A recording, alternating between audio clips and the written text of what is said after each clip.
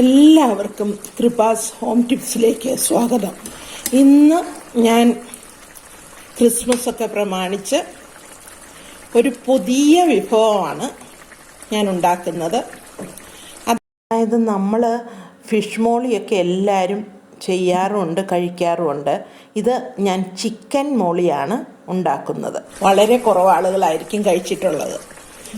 ഞാൻ പുതിയ ഡിഷ് വേണം എന്ന് ആവശ്യപ്പെട്ടത് കൊണ്ട് മാത്രമാണ് ഈ പുതിയ ഡിഷ് കണ്ടുപിടിച്ച് പരീക്ഷിച്ച് നോക്കി നല്ല റിസൾട്ട് കിട്ടിയതിന് ശേഷം നിങ്ങൾക്കും കൂടി അത് കാണിച്ചു തരാം എന്ന് വിചാരിച്ചു.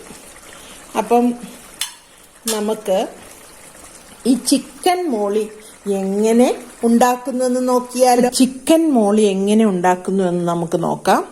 ഞാൻ ഇതിനു വേണ്ടി ഒരു 7 കഷ്ണം ബ്രസ്റ്റ് പീസാണ് എടുത്തിരിക്കുന്നത്.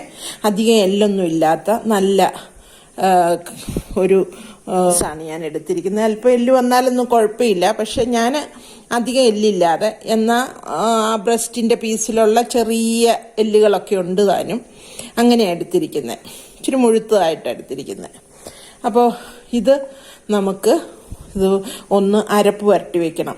അതിനു വേണ്ടി കുറച്ച് വെളുത്തുള്ളി, ഇച്ചിരി ഇഞ്ചി, ഒരു 2-3 പച്ചമുളക്, അത് എരിവില്ലാത്ത 2-3 പച്ചമുളക്, ഒരു 6-7 അല്ലി വെളുത്തുള്ളി, മുഴുത്ത കഷ്ണം ഇഞ്ചി എടുത്തിട്ടുണ്ട്. ഇതൊന്ന് അരച്ചുകൊണ്ട് വരാം. ഇത് നമുക്ക് വളരെയധികം ടേസ്റ്റായിട്ടും നല്ല ഒരു ഡിഷാണ്. നമുക്ക് ആരെങ്കിലും ഗസ്റ്റ് വരുമ്പോൾ ഉണ്ടാക്കാൻ പറ്റിയ നല്ലൊരു ഡിഷാണ്. അപ്പം ഇത് ഞാൻ ഇതിൽ പുരട്ടിയെടുക്കാം.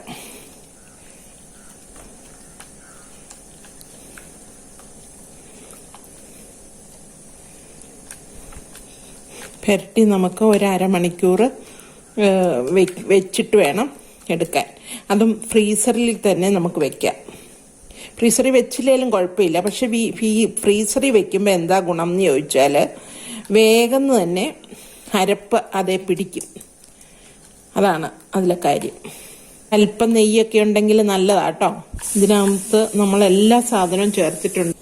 അപ്പം ഇത് ഞാൻ നന്നായിട്ട് റാപ്പ് ചെയ്ത് വെച്ചിട്ടുണ്ട്. ഇനി നമുക്കിത് അരമണിക്കൂർ റെസ്റ്റ് ചെയ്യാൻ വെക്കാം. പാൻ അടുപ്പിൽ വെച്ചു, ചൂടായിട്ട് വെളിച്ചെണ്ണ നമുക്ക് ഇതിനാവശ്യമായ, ഇത് വറുക്കാൻ ആവശ്യമായ വെളിച്ചെണ്ണ ഒഴിച്ചു കൊടുക്കാം. ഈ മാഗ്നേറ്റ് ചെയ്ത് വെച്ച ചിക്കൻ പീസ് ഇട്ട് കൊടുക്കാം.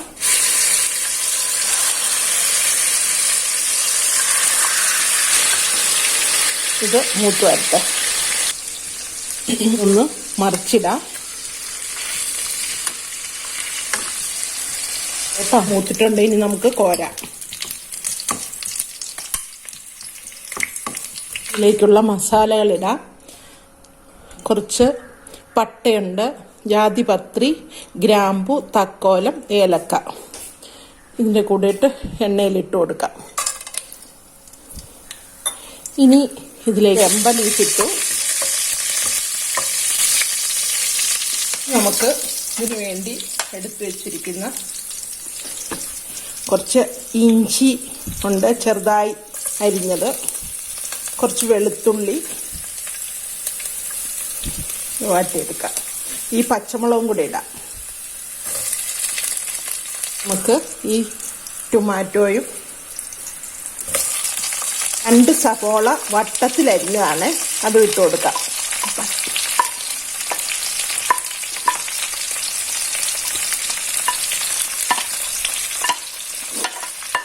ഈ ക്യാപ്സിക്കം ഇപ്പം ഇടുന്നില്ല ഞാൻ. പതുക്കെ ഒന്ന് വാടിയാൽ മതി കേട്ടോ. പതുക്കെ എണ്ണയിലൊന്ന്.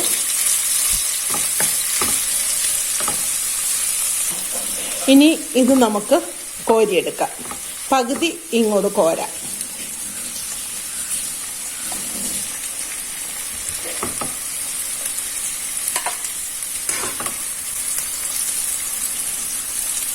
ഇനി നമുക്ക് ഇതിലേക്ക് ഈ ചിക്കൻ പെറുക്കി വെച്ച് കൊടുക്കാം.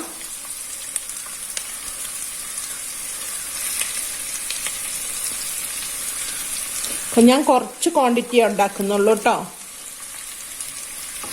അപ്പോൾ നിങ്ങളുണ്ടാക്കുമ്പം അതിനനുസരിച്ച് മസാലയും കാര്യങ്ങളും കൂടുതൽ എടുക്കണം. ഇനി നമുക്ക് ഇതിൻ്റെ പുറത്തേക്ക് ഈ ക്യാപ്സിക്കം വെച്ച് കൊടുക്കാം.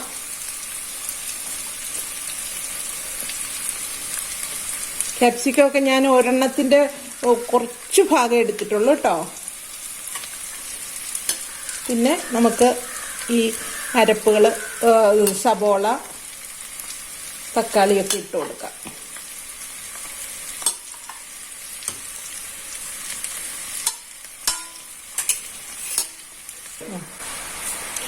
ഇനി ഇതിലേക്ക് അല്പം കുരുമുളക് പൊടി ഇട്ട് കൊടുക്കുവാണേ. അല്പം കുരുമുളക് പൊടി ഒരു 1.5 ടീസ്പൂൺ. നിങ്ങൾക്ക് എരിവിനനുസരിച്ച് ചേർത്താൽ മതി. കുറച്ച് കറി ലീഫ് ഇട്ട് കൊടുക്കാം.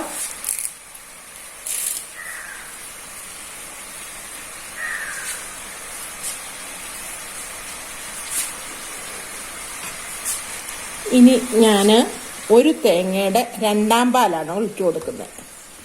ഒരു തേങ്ങയുടെ 2 പാല് മൂടി വയ്ക്കാം. തീ കുറച്ചായിട്ടേക്കുന്നേ. കുറച്ച് തീയിൽ ചെറുതായി കിടന്നൊന്ന് വേകട്ടെ കേട്ടോ. ആ ഇറച്ചിയൊക്കെ ഒന്നുകൂടെ മയപ്പെട്ട് ആ തേങ്ങാപ്പാലും ഈ മസാലകളെല്ലാം കൂടെ ചിക്കനിൽ പിടിച്ചു കഴിയുമ്പോൾ അതിനൊരു ടേസ്റ്റ് ആവും. അതുകൊണ്ട് പതുക്കെ ചെറിയ തീയിലിട്ടാണ് ഞാൻ വേവിക്കുന്നത്. അപ്പോൾ നമുക്ക് കറിയൊക്കെ എന്തായെന്ന് നോക്കാം.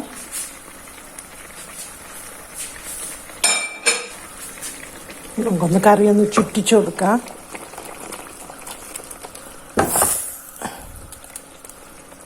അപ്പം നമ്മുടെ കറി ഏതാണ്ട് പാകമായിട്ടുണ്ട്. ഇനി ഇതിലേക്ക് നമുക്ക് തൻപാൽ ഒഴിച്ചു കൊടുക്കാം. തൻപാൽ ഒഴിച്ചു കൊടുത്ത് കറിയൊന്ന് പതുക്കെ തിളയ്ക്കുന്നോടം വരെ നമുക്ക് വെയിറ്റ് ചെയ്യാം. എന്നിട്ട് ഈ കറിയിലേക്ക് നമുക്ക് നട്ട്സോ കിസ്മിസോ വേണമെങ്കിൽ ചേർക്കാം. ഞാനിപ്പം ഗസ്റ്റിനൊന്നും അല്ലാത്തത് കൊണ്ട് അതൊന്നും ചേർക്കുന്നില്ല. പിന്നെ ഈ കറിക്ക് കുറുകൽ കുറവാണെങ്കിൽ, എനിക്ക് നല്ല കുറുകലുണ്ട്, നല്ല കട്ടിപ്പാലായിരുന്നു. കുറുകൽ കുറവാണെങ്കിൽ ഒരു ഗ്ലൂക്കോസ് ബിസ്ക്കറ്റോ ആരോറൂട്ട് ബിസ്ക്കറ്റോ പാലിൽ കുതിർത്തി ഇതിൽ ചേർത്താൽ കുറച്ചും കൂടി കൊഴുപ്പും ടേസ്റ്റും ആയിരിക്കും. ഇപ്പം ഞാനിത് ചെയ്യുന്നില്ല. എൻ്റെ അത് കറക്റ്റായിട്ട് ഇരിക്കുന്നതുകൊണ്ട് ഞാൻ അങ്ങനെ ചെയ്യുന്നില്ല. പിന്നെ നിങ്ങളെല്ലാവരും ഇത് ട്രൈ ചെയ്ത് നോക്കി. പിന്നെ ഇത് അപ്പത്തിൻ്റെ കൂടെയും ബ്രെഡിൻ്റെ ഇടിയപ്പം ചപ്പാത്തി ചോറിന് എല്ലാ ഐറ്റത്തിനും പറ്റിയൊരു ബെസ്റ്റ് കറിയാണ്. തീർച്ചയായിട്ടും നിങ്ങളെല്ലാവരും ട്രൈ ചെയ്ത് നിങ്ങൾക്ക് ഇഷ്ടമായാൽ സബ്സ്ക്രൈബ് ചെയ്ത് ലൈക്ക് ചെയ്ത് നിങ്ങളുടെ ഫ്രണ്ട്സിനും റിലേറ്റീവ്സിനും ഷെയർ ചെയ്യാൻ മറക്കരുത്. അടുത്ത നല്ലൊരു വീഡിയോയുമായി വരുന്നത് വരെ നിങ്ങളെല്ലാവരും കാത്തിരിക്കുമെന്ന് പ്രതീക്ഷിക്കുന്നു. എല്ലാവർക്കും happy Christmas and happy new year.